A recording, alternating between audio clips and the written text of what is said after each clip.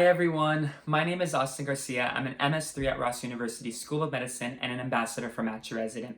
Today's video is on extracurriculars and making time for yourself. So let's start with extracurriculars. I think the biggest take-home message here is less is more. First semester medical students are sometimes super excited to be going off to medical school. They want to get involved, but they tend to overcommit themselves. Club fair rolls around, they sign up for 10 different student groups, and they spread themselves entirely way too thin. And they kind of forget that they're a student first. Don't make that mistake. Pick 2, 3, 4 different groups that excite you. Maybe it is a specialty of interest or a hobby, and become an active member. You can be on the e-board, a subcommittee. You can even plan an event for them. I think when you're thinking about the extracurricular component of a residency application, this is your opportunity to highlight some accomplishments and achievements, your leadership skills, and things that you're passionate about. I haven't applied myself, but I think that program directors would appreciate me being able to talk about every single thing that I was a part of, then have this laundry list with not much to say. At least that's my approach. So in my first 2 semesters, I really focused on studies and building a strong foundation. And it really wasn't until my 3rd semester that I felt, okay, I'm ready to get involved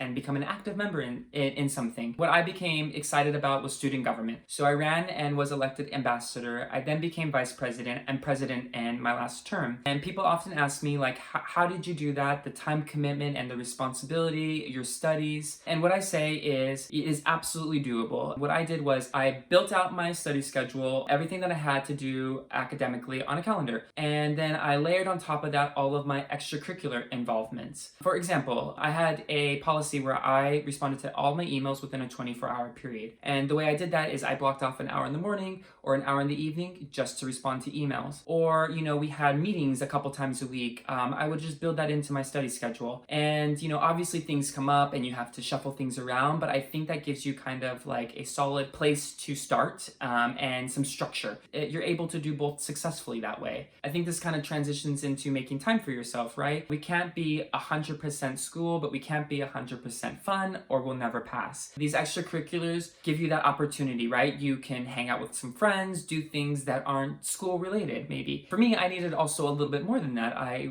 really into fitness, I love to cook, and so every evening I would work out and make a nice dinner for myself. And I call that my quote-unquote me time because it was my time to decompress and recharge, to be able to do a couple more hours of studying before I went to bed. That's what worked for me, but for you, it may be, going to dinner or taking a Friday night off, or maybe you work really hard Monday through Friday, and then on Saturday morning you go take a fun trip somewhere, or you do a fun activity, and then you study Saturday night. You got to find out what works for you, but you have to have balance. Our mental health is so important, and we need to take care of that. In summary for this video, I think that medical school is delayed gratification, right? We work so hard for so many years for this end goal, and we sacrifice so much time that why not enjoy this process? And I think extracurriculars, things that you do that are outside studying, make this process enjoyable. That is it for this video. I hope you enjoyed it. My name is Austin. Take care, everyone.